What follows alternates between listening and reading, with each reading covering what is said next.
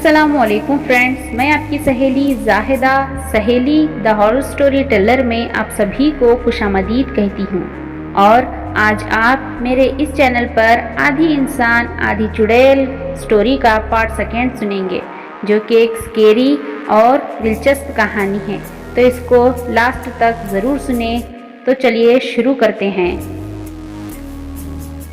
میں نے اصغر کو چیک کیا تو وہ اس دنیا کو چھوڑ چکا تھا کہ اچانک میری نظر خون کے دھبوں پر پڑی جو کسی کے ننگے پیروں کے تھے، یعنی کوئی کمرے سے کھڑکی کی طرف سے باہر گیا تھا اور خون کے نشان اس کے پیروں کے ذریعے فرش پر بنے ہوئے تھے۔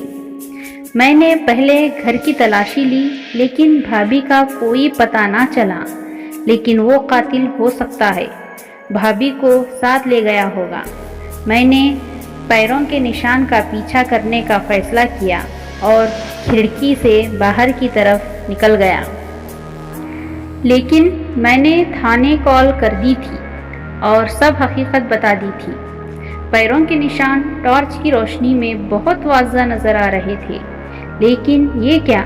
یہ نشان تو نہر میں جا رہے تھے، یعنی قاتل نے نہر پار کی تھی، پر میں نہر پار نہیں کر سکتا تھا، اس لیے میں نے 1 کلومیٹر لمبا چکر نہر سے ہو کر لگایا اور پھر نہر کی دوسری جانب ان پیروں کے نشان تلاش کرنے لگا۔ جلد ہی تازے پیروں کے نشان مل گئے۔ یہ نشان قبرستان کی طرف جا رہے تھے۔ مجھے قبرستان سے ڈر لگتا ہے کہ اچانک میرے کانوں میں پولیس کی گاڑی کی آواز آنے کا شور سنائی دیا، تو میں واپس اصغر کے گھر کی طرف چل دیا۔ میں نے اپنا تعارف کروایا اور بتایا کہ یہ نشان قبرستان میں جا رہے ہیں، میں قبرستان میں اکیلا نہیں جا سکتا، اگر آپ نے ساتھ چلنا ہے تو چلو، کیونکہ وہ قاتل بھابھی کو قبرستان کی طرف لے گیا ہے۔ انسپکٹر نے اپنے ساتھ 2 آدمی لیے اور باقی وہاں ثبوت اکٹھا کرنے لگے۔ ہم قبرستان میں داخل ہو گئے تھے۔ قبرستان بہت ہی پرانا معلوم پڑتا تھا۔ میں نے پہلے اس قبرستان میں نہیں آیا تھا۔ قبریں ٹوٹی پھوٹی تھی، پیروں کے نشان اب ہمیں نہیں مل رہے تھے، ہم لوگ ادھر ادھر پھر رہے تھے۔ انسپکٹر صاحب نے کہا، کیا اصغر کی کسی سے ذاتی دشمنی تھی یا کوئی کاروباری دشمنی وغیرہ تو نہیں تھی؟ انسپکٹر صاحب، اصغر بہت ہی شریف اور خاندانی انسان تھا، اس کی کسی سے کیا دشمنی ہو سکتی ہے؟ اچھا، تو اس کی شادی کب اور کہاں ہوئی تھی، اور اس نے بینک سے چھٹی لی تھی؟ سر، صبح اس کی حاضری تھی۔ نورگل بھابھی سے اس کی ملاقات ایک پارٹی میں ہوئی تھی۔ اس بات کو 2 ہفتے ہو گئے تھے اور ان دونوں نے 2 ہفتوں کے اندر اندر شادی بھی کر لی۔ جی انسپکٹر صاحب، نورگل بھابھی اس دنیا میں اکیلی تھی، ماں باپ ایک حادثے میں فوت ہو گئے تھے، اس لیے ان کے چچا نے ان کو پالا تھا۔ انہوں نے بھی شادی میں دیر نہیں کی تھی۔ وہ کہاں رہتے ہیں؟ وہ بھی اسی شہر میں رہتے ہیں، وہ بھی شریف لوگ ہیں، شادی کے دن بھی ان کے گھر گیا تھا، بہت نیک دل اور اچھی فیملی ہے۔ اچانک حوالدار نے آواز دی، انسپکٹر صاحب، یہاں پر ایک لڑکی پڑی ہے۔ ہم ایک طرف جھاڑیوں میں چلے گئے، وہاں کافی پیڑ پودے موجود تھے اور ایک بڑے درخت کے نیچے بھابھی نورگل پڑی ہوئی تھی۔ انسپکٹر صاحب نے گاڑی والے کو کال کی، وہ قبرستان کے پاس گاڑی لے آیا اور ہم بھابھی کو اٹھا کر قبرستان سے باہر آ گئے۔ گاڑی وہاں پہلے سے ہی موجود تھی اور ان کو ہسپتال لے گئے۔ بھابھی کافی دیر سے بے ہوش تھی اور وہ بتا سکتی تھی کہ اصغر کا قاتل کون ہے اور وہ قبرستان میں کیسے آئیں۔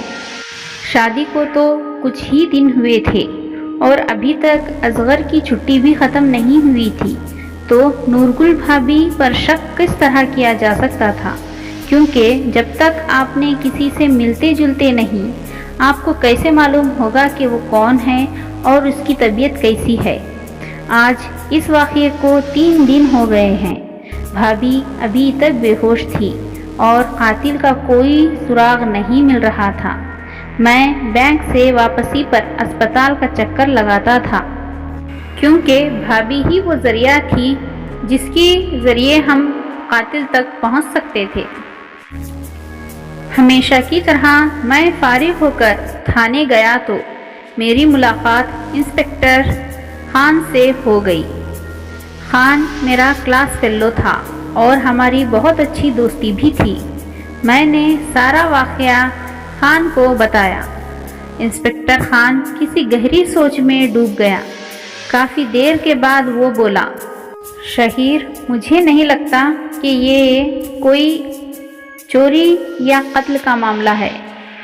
مجھے تو یہ لگتا ہے کہ یہ کسی آسیب کا معاملہ ہے، کیونکہ میں نے ایسے بہت سارے کیسز کو ہینڈل کیا ہوا ہے اور ان میں بہت سے عجیب سے ثبوت مجھے ملے ہیں جو کہ ایک معمولی انسان کے ہاتھوں سے قتل ہونے والے ثبوتوں سے بہت مختلف تھے۔ یہ بات تو ٹھیک ہے، لیکن نورگل بھابھی تو بہت اچھی ہے، کافی خدمت کرتی تھی اصغر کی۔ اچھا، تو وہ کہاں ہے؟ کیا زندہ ہے؟ ہاں، وہ زندہ ہے اور اسپتال میں داخل ہوئی ہے اور بے ہوش ہے۔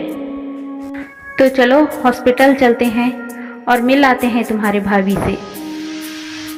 جیسے ہی ہم ہاسپٹل پہنچے اور بھابھی کے کمرے میں داخل ہوئے تو میں نے دیکھا کہ خان بھابھی کو غور سے دیکھ رہا تھا۔ میں نے خان سے پوچھا، کیا تم جانتے ہو؟ تو انسپکٹر خان نے مجھ سے کہا، آؤ میرے ساتھ، باہر آؤ۔ ہم دونوں باہر آئے اور ایک طرف ہو کر کھڑے ہو گئے تو خان نے بتایا، شہیر، یہ نورگل لڑکی ہے جو ہمیں مل نہیں رہی تھی، کیونکہ ہر قتل ہونے والے دولہے کے ساتھ ہمیں اس کی ہی تصویر ملی ہے، لیکن یہ ہمیں مل نہیں رہی تھی۔ تو فرینڈز، آدھی انسان آدھی چڑیل، یہ اسٹوری بہت ہی مزیدار اور اسکیری ہے۔